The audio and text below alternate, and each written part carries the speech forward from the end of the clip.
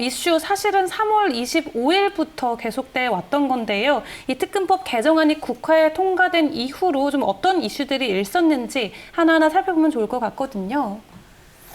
예. 그 특검법이 개정이 된 다음에 네. 제일 중요한 일이 가상자산 사업자 신고를 받는 일입니다.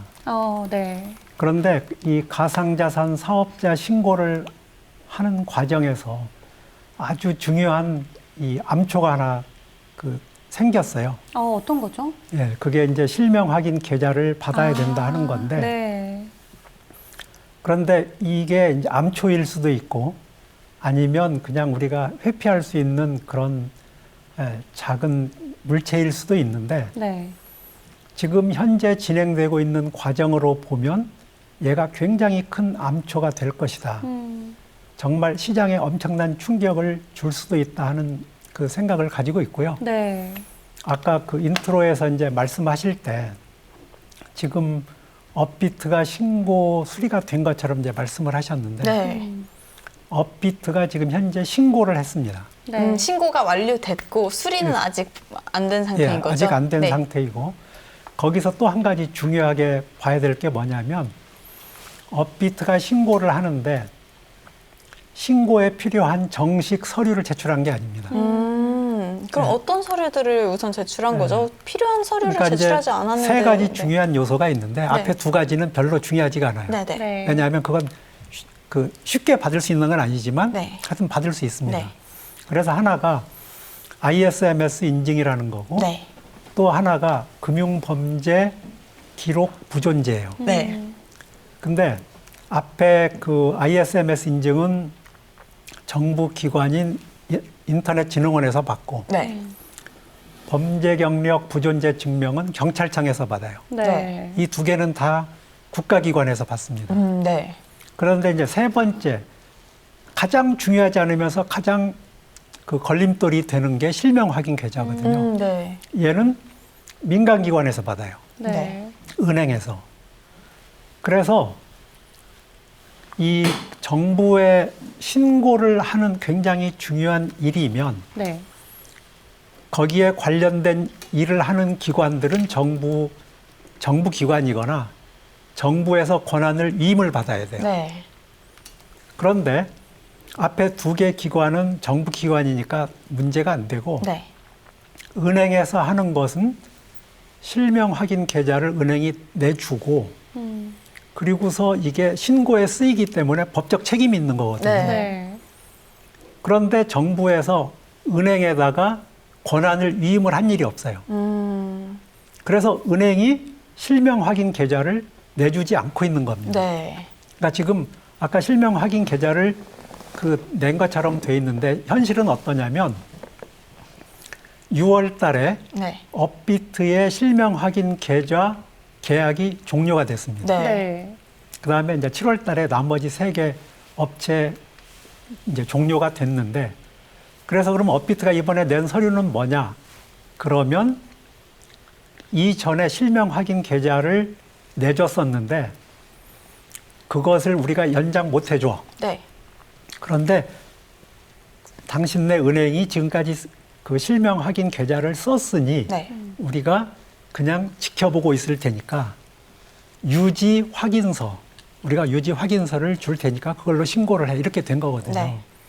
그래서 많은 사람들이 9월 24일 이후에 적어도 업비트는 신고가 수리될 거다 이렇게 생각을 하잖아요. 안 될 수도 있다는 거죠. 저는 근데. 안 될 수도 있다고 생각을 하는 거예요. 네. 왜냐?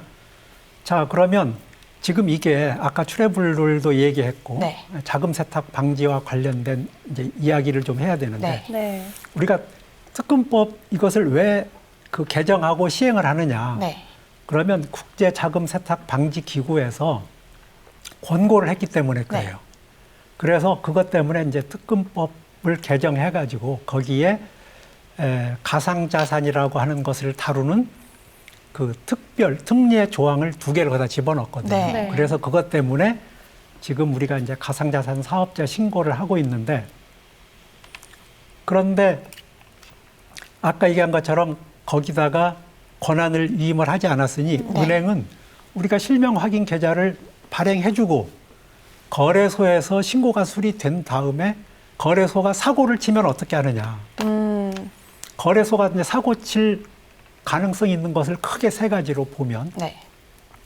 첫 번째는 거래소가 고객의 자금과 고객이 맡겨놓은 코인의 비밀키를 가지고 먹튀를 하는 거예요. 네. 예, 그러지 않을 거라고 생각을 하지만 네. 네. 혹시 예, 모르니까. 마운트 콕스 같은 경우에 그렇게 네, 됐잖아요. 맞죠.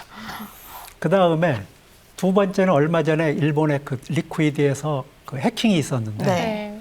그런 해킹이 발생하면 어떻게 하느냐. 그 다음에 세 번째는 그 고객이 자금 세탁을 한 게 나중에 발견이 됐어요. 네. 그러면 이런 경우에 지금 현재는 거래소가 책임을 져 이렇게 하는 게 아니고 당신 은행한테 당신네가 실명 확인 계좌를 내줬잖아. 당신네가 책임을 져. 이렇게 될 가능성이 있는 네. 거예요. 네. 그래서 은행이 정부에다 대고 그러면 면책을 해주세요. 그랬더니 얼마 전에 그 은성수 금융위원장이 네. 네. 그건 못 해줍니다. 네. 그랬더니 그러면 은행이 그럼 우리가 실명 확인 계좌를 내줄 때 가이드라인을 주세요. 네. 그랬더니 그거에 대해서도 응답이 없어요. 네. 그래서 어떻게 했느냐? 그러면 은행연합회에서 가이드라인을 만들어서 줬는데 네. 그러면 은행연합회도 법적 위임을 받았느냐? 그럼 받지 않았어요. 네. 그래서 이런 문제가 있기 때문에 지금 업비트가 신고를 했습니다. 네. 그러면 제 짐작에 금융정보분석원에서는 어떻게 할 것 같으냐? 우리가 조건부로 신고를 수리하겠습니다. 네. 이 조건부 신고 수리서를 가지고 은행에 가서 실명 확인 계좌를 받아오세요. 네. 이렇게 할 것 같아요. 네. 그러면 은행이 그럼 해주느냐? 조건부라고 하는 것은 말 그대로 여전히 조건부. 권한이 책임이 은행에 있다는 거예요. 네네. 그러면 은행이 우리가 또 책임져야 돼? 그럼 우리 못 해줘. 이렇게 되면 9월 25일 이후에 신고 수리되는 곳이 한 군데도 없을 거라는 거예요. 네. 이건 굉장히 심각한 문제거든요. 네. 왜냐하면 우리가 이 문제를 잘 풀어보자고 해가지고 이 가상자산 사업자 신고를 하기로 했는데 막상 9월 25일부터는 신고 수리되는 거래소가 하나도 없는 거예요. 네. 이런 심각한 문제가 발생할 수 있다는 겁니다. 네. 네. 그러면은 제가 또 여쭙고 싶은 거.